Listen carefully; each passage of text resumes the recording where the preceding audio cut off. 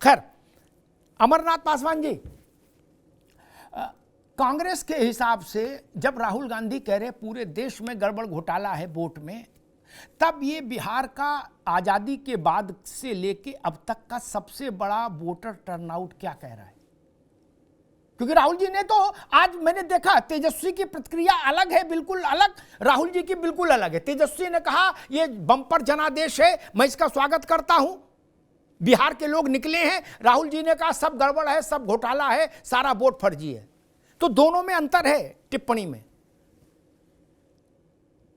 जी पासवान जी, देखिए, राहुल जी क्या बोल रहे हैं और तेजस्वी जी क्या बोल रहे हैं, दोनों का अगर अर्थ का अनर्थ निकालेगा कोई व्यक्ति तो वो नहीं समझ में आएगी बात। दोनों लोग एक ही बात कह रहे हैं कि मोदी जी का जो लोक लुभावन स्टाइल है वो फेल हो गई है बिहार के चुनाव में।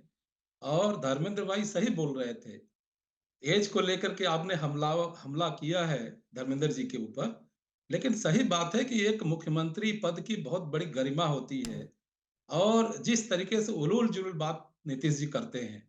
दूसरी बात टर्न आउट की बात है, तो टर्न आउट इसलिए भी हुआ है कि बिहार की जनता प्रवासी के रूप में पूरे देश में नहीं, पूरे दुनिया में काम करती है। और जी छठ माँ के इस पावन पर्व पर सभी लोग अपने घरों को आते हैं और लोग एकदम कसम खाकर आए छठ मैया का कि इस बार बिहार की सत्ता को बदल देना है। और राहुल गांधी, तेजस्वी यादव एक युवा हैं और उनके ऊपर भरोसा है युवाओं को, और महिलाओं का वोट का प्रतिशत बढ़ा है। तो आप देख लीजिए कि बिहार में शराब पीकर मरने वालों की संख्या कितनी है, क्योंकि शराब बनती तो पेपर में है, फाइलों में है, लेकिन शराब तो आसानी से मिल रहा है। अभी देखिए विजय सिन्हा जो डिप्टी सीएम है, अपने क्षेत्र में कल निकले थे और एक एमएलसी अजय सिंह से उनकी मुलाकात हो जाती है, आमने-सामने अलग-अलग पार्टियों के लोग होते जी हैं। झगड़ा देखिए उसमें क्या आरोप लगाते हैं विजय सिन्हा डिप्टी सीएम कि तुम शराब पीकर बात कर रहे हो। मतलब कि सरकार बिल्कुल शराब बंद करने में असमर्थ रही है। महिलाओं का के साथ अत्याचार, अन्याय की घटनाएँ 10 गुना बढ़ी है बिहार के अंदर। इसलिए वो 10,000 रुपए का कोई फ़र्क पड़ने वाला नहीं है, क्योंकि मोदी जी उसी बिहार में, उसी पटना विश्वविद्यालय के दीक्षांत समारोह में गए थे। और उन्होंने क्या कहा, एक एग्जाम्पल मैं दूं कि 2 रुपया दे दूं बिहार के लिए, 4 रुपया दे दूं, नहीं 15 रुपया दे देता हूं। तो बिहार की जनता बहुत समझदार है और राजनीतिक समझ उसके पास बहुत जबरदस्त है। जी तो ये कहना कि ये वोट ठीक। वोट का जो टर्न आउट हुआ है, वोटर बहुत ज्यादा बढ़े, 65 के नियर अबाउट वोटिंग हुआ है, उससे नीतीश जी पुनः आ रहे हैं। तो नीतीश जी को खुद ही भारतीय जनता पार्टी निपटाने में लगी है और भारतीय जनता पार्टी एलजेपी के नेताओं को नीतीश जी निपटाने में लगे हुए हैं। तो ये साफ साफ, ये जो वोटिंग प्रतिशत बढ़ा है बिहार के चुनाव में, जी साफ साफ दिखा रहा है ये तेजस्वी यादव युवाओं के दिलों के धड़कन है। राहुल गांधी जी के सहयोग से संविधान की रक्षा, लोकतंत्र की जी रक्षा, ठीक बिहार वासियों की रक्षा ठीक। करने के लिए तेजस्वी यादव मुख्यमंत्री 14 तारीख को बनने वाले हैं। जी ठीक। ठीक है, घोषणा कर दी पासवान जी ने तो कि 14 को तेजस्वी शपथ ले रहे हैं। टाइम नहीं बताया, बस इतना ही छोड़ा है, बाकी तो घोषणा कर ही दी। हो सकता है कल बहस में बैठे तो टाइम भी घोषित कर दें कि भाई 12 बजे लेंगे, 12:10 पर लेंगे, क्योंकि उनका उत्साह तो मैं देख ही रहा हूँ। मैं ही नहीं समझ पाया कि रुक जाओ भाई, अभी मेरी बहस का डेकोरम है अमरनाथ बाबू, ऐसे नहीं चलता मेरे साथ। बाकी जगह चलता होगा, दोबारा अवसर आएगा तभी बोल पाएंगे, अभी आवाज नहीं जाएगी। बाकी कोई एनर्जी लॉस करो, अभी बैठो नोट करते जाओ, जब अवसर आए तब तो बोलो। 20 वर्ष से एक व्यक्ति राज्य के सबसे बड़ी कुर्सी पर, सबसे बड़ी कार्यकारी कुर्सी पर आसीन है। जबरिया नहीं ना, बंदूक लगा के नहीं ना, इसी बिहार की महान जनता के जरिए। तब ये किस्सा कहानी कहां थे जो आज बताए जा रहे हैं? तब भी तो ये विषय रहे होंगे, नौकरी, महिला अत्याचार, पुरुष अत्याचार, शराबबंदी, दिस दैट ब्ला ब्ला, सब रहे होंगे कि नहीं रहे होंगे? बाढ़ सुखाड़ सब रहा होगा 20 साल में कि नहीं रहा होगा? ऐसा भी नहीं कि राहुल गांधी नहीं थे 20 साल में, राहुल गांधी भी थे। ऐसा नहीं कि तेजस्वी नहीं थे, तेजस्वी जब नहीं थे तो लालू जी खुद थे। तेजस्वी तो ज्यादा प्रभावशाली है। तब 20 साल में परिणाम नाम ऐसा क्यों आया? एक व्यक्ति कैसे कर रहा है कुर्सी पर रहा? इसलिए जब बोले हम तो तथ्यों को सामने रखें। अपर्णा दीक्षित, आपकी पार्टी कह रही है, मैं नड्डा जी को सुन रहा था, वो कह रहे हो गया फैसला, एनडीए सरकार बना रहा है। कांग्रेस कह रही है कि 14 को तेजस्वी शपथ ले रहे हैं। सपा कह रही है कि हो गया हमारा डन। दोनों लोग तो शपथ नहीं ले सकते कि नीतीश जी और तेजस्वी दोनों शपथ ले लें, ऐसा तो संभव नहीं। ऐसा तो संभव नहीं कि इंडिया अलायंस और एनडीए दोनों शपथ ले ले 14 को। फिर माजरा क्या है?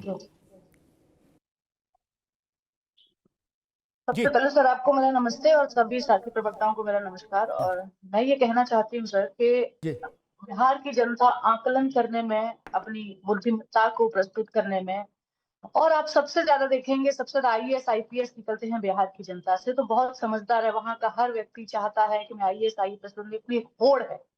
ऐसी जनता का आकलन अगर किया जाए, अगर वो आकलन करते हैं 4 जगह बैठ के, तो देखेंगे कि आंचल हर तरफ से, हर एंगल से वो सोचते हैं।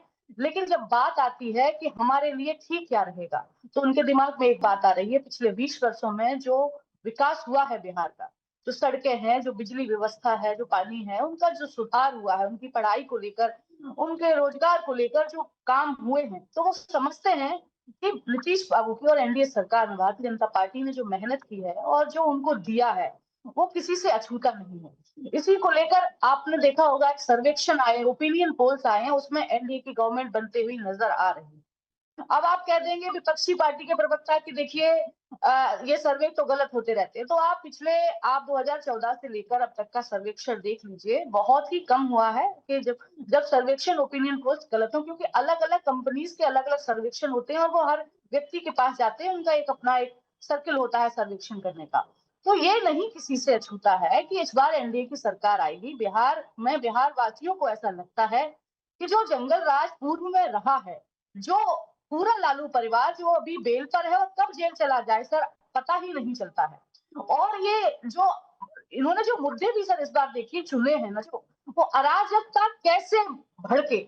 आप देखिए जो उन्होंने मुद्दा चुना, एसआईआर का मुद्दा, पैदल यात्रा की, उसमें सिर्फ और सिर्फ जेनजीज का आजकल राहुल गांधी जी देखिए सर बहुत जिक्र करते हैं। तो ये क्या करने की कोशिश कर रहे हैं, लोगों को, छोटे युवाओं को भड़काओ, जेनजीज को भड़काओ और ये बताओ सरकारी संस्थानों पर किसी भी तरीके से उंगली उठाओ और उनको बता दो कि ये काम सिर्फ भारतीय जनता पार्टी के लिए कर रही है, ये संवैधानिक संस्थाएं सिर्फ भारतीय जनता पार्टी की होकर रह गई है, ये विपक्ष में तो इसका कोई मतलब नहीं रह गया। तो ये अराजकता का माहौल बनाने का जो लगातार प्रयास करे, जैसे कि हमारी सुजाता बहन ने बोला था कि विकास के मुद्दों पर जो पॉलिटिक्स होनी चाहिए थी, वो उन्होंने एसआईआर के मुद्दे को पैदल यात्रा के दौरान और तेजस्वी यादव को ड्राइवर बना के निकाल दिया पूरा समय, जब वो मेहनत करनी चाहिए थी बिहार के युवाओं का दिल जीतने के लिए, बिहार के लोगों का दिल जीतने के लिए, वो उन्होंने एसआईआर के मुद्दे पर जाया कर दी। और बिहार के लोगों को ये समझ में आ गया कि ये कुछ नहीं करने वाले, ये सिर्फ अराजकता फैलाएंगे। बिहार की जनता ने ये भी देखा है कि किस तरीके से बांग्लादेश में, किस तरीके से नेपाल में, और किस तरीके से अब धीरे धीरे ये जॉर्ज सोरोस के कठपुतली बनकर ही बिहार की तरफ रुख कर रहे हैं। और इनको ये भूलना नहीं चाहिए, इनको लगता है कि यही चुनाव आयोग में जिस प्रकार से इस बार ये चुनाव संपन्न कराए हैं बिहार में, आप देखिए कोई ऐसा सा चुनाव जाता था जहां पर गोलियां ना चलती हो, जहां पर बूथ को कैप्चर नहीं कर लिया जाता हो, गुंडागर्दी और अराजकता कितना माहौल हुआ करता था। अब लोग शांतिप्रिय तरीके से चुनाव में जाते हैं और वोटिंग करके आ जाते हैं। पहली वोटिंग की तो आपने स्थिति देखी सर किस प्रकार से आगे बढ़े। और आप देखेंगे सर कि इस बार जो चुनाव में महिलाओं ने आधी आबादी, जिसे माननीय नरेंद्र मोदी जी कहते हैं, उससे बढ़ चढ़कर हिस्सा लिया है लोकतंत्र के महापर्व में, और ये स्वागत योग्य है। और मैं बता दूं, महिलाओं को ये लगता है कि मैं सुरक्षित हूँ और मैं आगे आने वाले भविष्य में आगे बढ़ाने का काम माननीय नरेंद्र मोदी जी और एनडीए सरकार में जो हुआ है, नीतीश बाबू जी ने 50% आरक्षण देने का जो शुरुआत में ही उन्होंने काम कर दिया था, ऐसी कितनी अन्य योजनाएं अभी भी कहते हैं कि महिलाओं को हम आगे बढ़ाएंगे। तो उनको लगता है कि ये सरकार हमारे लिए अच्छी है, हमारे परिवार के लिए अच्छी है, हमारे बच्चों के लिए अच्छी है, शिक्षा के लिए अच्छी है, हमारे भविष्य के लिए अच्छी, इसलिए चुनी गई है सर।